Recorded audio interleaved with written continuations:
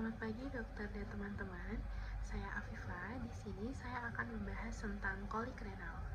Kolik renal sendiri merupakan kompetensi dari 3A. Kolik renal merupakan nyeri panggul yang parah dan tiba-tiba, terutama disebabkan oleh batu ureter yang menyumbat pada saluran kemih. Nyeri ini biasanya berasal dari sudut costovertebral dan menjalar ke anterior dan inferior menuju ke selangkangan atau testis. Dan untuk batu ureter sendiri dapat terjadi di mana saja di sepanjang jalur antara ginjal dan juga kandung kemih. Untuk etiologi dari kolik renal sendiri, untuk kolik renal pada dasarnya disebabkan oleh obstruksi saluran kemih yang menyebabkan pelebaran pelvis, ginjal, dan ureter, sehingga timbul peningkatan tekanan dan nyeri. Untuk penyebab terseringnya adalah batu ureter yang menghambat aliran urin secara akut. Selain itu, kolik juga bisa terjadi karena spasma ureter, misalnya setelah tindakan seperti ureteroskopi atau pelepasan stent double J. Penyebab lain adalah obstruksi kronis seperti pada sumbatan di uretropelvic junction, tumor seperti kanker prostat atau kanker serviks, jaringan parut ureter, dan fibrosis retroperitoneal. Untuk obstruksi kronis biasanya tidak menimbulkan nyeri kolik akut seperti batu karena prosesnya berlangsung lebih lambat. Selanjutnya untuk anamnesis. Jadi pasien dengan kolik renal biasanya datang dengan nyeri pinggang akut yang sangat hebat. Nyeri ini khas karena menjalar dari pinggang ke abdomen bawah, selangkangan hingga ke testis atau labia mengikuti jalur ureter. Karakter nyerinya ada dua. Yang pertama nyeri tumpul dan konstan akibat dari peregangan dari kapsul ginjal, dan yang kedua nyeri kolik yang tajam dan hilang timbul akibat dari spasma ureter. Gejala penyerta yang sering muncul adalah mual dan muntah serta hematuria yang ditemukan pada sekitar 85% dari kasus, dan jika batu sudah berada di bagian distal ureter, pasien juga bisa mengalami gejala saluran kemih bawah seperti dysuria, sering berkemih, urgensi, dan kesulitan dari BAK. Untuk pemeriksaan fisik, pada pemeriksaan fisik biasanya ditemukan nyeri tekan pada sudut costovertebra atau CVA tenderness dan menunjukkan keterlibatan dari ginjal. Pasien dengan kolik renal tampak gelisah dan tidak bisa diam, bahkan sering mondar-mandir karena nyerinya yang sangat hebat. Hal ini berbeda dengan nyeri peritonitis, di mana pasien justru cenderung diam untuk mengurangi dari nyeri. Selain itu, bisa ditemukan juga tanda dehidrasi, terutama akibat muntah yang sering menyertai, dan apabila terdapat demam, kita harus curiga adanya infeksi saluran kemih atau komplikasi seperti pyelonefritis. Yang pertama ada urinalisis dan hematuria, dan pada urinalisis temuan utamanya adalah hematuria yang ditemukan pada sekitar 95% dari kasus. Namun jika tidak ada hematuria, tidak menyingkirkan diagnosis dari batu. Kita juga bisa menilai dari pH urin, kristal, dan tanda infeksi seperti leukosit dan bakteri. Selanjutnya untuk pemeriksaan dari laboratorium, lab ini membantu dari menilai fungsi ginjal, infeksi, dan faktor metabolik penyebab batu, terutama pada kasus yang berulang. Untuk fungsi ginjal, kita bisa menilai dari keratininnya untuk menilai dari obstruksinya. Kita bisa juga menilai elektrolitnya, apakah ada gangguan metabolik, asam urat serumnya untuk menilai apakah ada batu urat, CBC untuk leukositosis ringan, stres atau inflamasi. Kalau misalnya dia 15.000 curiga infeksi, dan urin 24 jam menilai untuk kalsium, oksalat, sitrat, dan asam uratnya. Untuk indikasinya apabila ada batu berulang atau resiko tinggi. Selanjutnya ada USG. Jadi USG itu melihat hidronefrosis atau dampak dari obstruksi daripada batu itu sendiri, sehingga cocok untuk screening awal, dan juga bisa menilai dari batu yang besar. Untuk kelebihannya, dia tidak radiasi, bedside dan cepat, aman untuk wanita hamil. Untuk keterbatasannya, mungkin batu yang kecil di bawah 3 mm dia tidak bisa terlihat, dan batu ureter sulit dinilai. Selanjutnya ada foto KUB. Jadi KUB ini digunakan terutama pada monitoring, bukan diagnosis utama, karena tidak semua batu bisa terlihat. Jadi fungsinya untuk mendeteksi dari batu radio opak atau kalsium.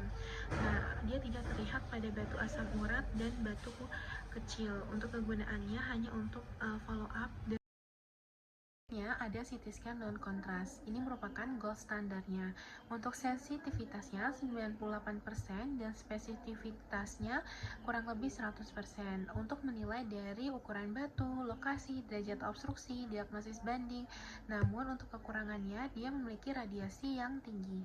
Merupakan alternatif imaging yang lain. Yang pertama ada MRI, dia tidak ada radiasi dan sensitivitasnya tapi lebih rendah. Untuk USG ditambah dengan KUB, akurasinya kurang lebih 90% dan bisa juga diberikan CT dosis rendah untuk anak dan ibu hamil apabila diperlukan. Nah, apabila terdapat tanda bahaya seperti demam lebih dari sama dengan 37,8 derajat Celcius, leukositosis lebih dari 15.000, takikardi, hipotensi, piuria, ini merupakan kondisi emergensi, yaitu mengancam nyawa. Jadi untuk tata laksana yang harus dilakukan adalah kita melakukan drainase segera dengan memasang stent double J dan nefrostomi perkutan.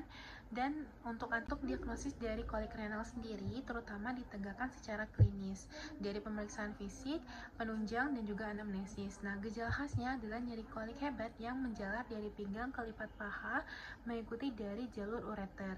Dan adanya hematuria akan semakin mendukung dari diagnosis meskipun tidak selalu ada.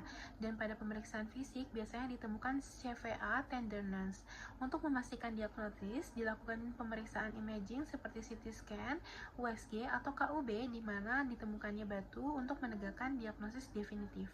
Tata laksana dari kolik renal sendiri, penanganan awalnya difokuskan pada stabilitas gejala, yaitu mengatasi dari nyeri, mual, dan juga dehidrasi. Nah, pasien diberikan analgetik, antiemetik, dan cairan intravena. Untuk nyeri diberikan NSAID yang merupakan lini pertama, sedangkan opoid jika nyerinya itu tidak bisa terkontrol. Jika terdapat tanda infeksi, maka antibiotik harus segera diberikan. Berikut merupakan analgetiknya, jadi NSAID seperti ketorolac atau diclofenac menjadi terapi utama karena bekerja dengan menghambat dari prostaglandin. Efeknya adalah menurunkan dari tekanan intrarenal dan mengurangi dari spasma ureter sehingga nyerinya berkurang. Steroid digunakan jika masih berat, namun perlu hati-hati karena efek sampingnya bisa seperti depresi nafas dan ketergantungan. Terapi tambahan bisa juga diberikan seperti acetaminophen intravena atau dexamethasone digunakan sebagai adjuvan untuk meningkatkan dari efek analgetik. Untuk terapi tambahannya, pada kasus tertentu, terutama nyeri yang sulit dikontrol, bisa diberikan lidocaine intravena sebagai terapi tambahan. Untuk gejala mual dan muntah, diberikan antiemetik seperti ondansetron. Hidrasi intravena penting untuk mengatasi dari dehidrasi, bukan untuk mengeluarkan batu secara langsung.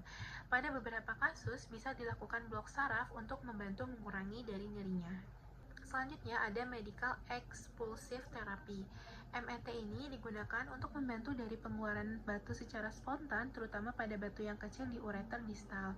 Obat yang digunakan adalah alpha blocker seperti tamsulosin.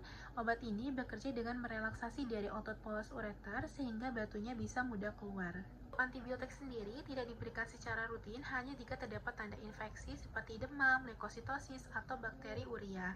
Hal ini penting karena kolik renal bisa berkembang menjadi urosepsis yang merupakan kondisi yang berbahaya. Selanjutnya, untuk terapi dari definitifnya, jika batu tidak bisa terkontrol spontan, maka dilakukan terapi definitif. Pilihan terapinya yang pertama ada ESWL, yaitu pemecahan batu dengan gelombang kejut, ada juga uretroskopi dengan laser, atau operasi pada kasus tertentu.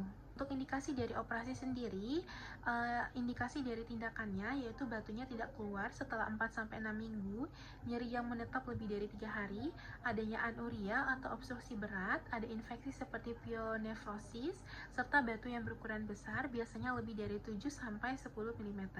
Kondisi emergensi.